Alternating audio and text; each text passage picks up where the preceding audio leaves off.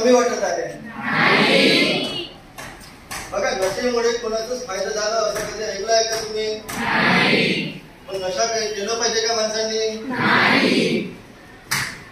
नशेमुळे कधी एक तर शरीरावर शारीरिकदृष्ट्या आणि मानसिकदृष्ट्या परिणाम होतो. नशा केल्याने माणसाचं संतुलन बिघडतं आणि समाजामध्ये असताना त्याची सामाजिक स्थिती सुद्धा कमजोर होते. जसं जो मान सन्मान मिळतो, नशा करणाऱ्या माणसाला मान सन्मान असतो का?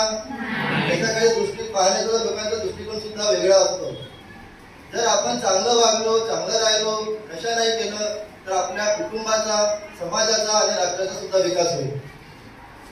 तर नशेसाठी काही काही गोष्ट जे डिपेंड करतात मी तुम्हाला सांगणार आहे. जशी परंपरा आहे, लोकांना वाटतं की माझे आजोबा, माझे काका, माझ्या आजोबाची लोक दारू पितात, नशा करतात, तर मी नाही करायचं.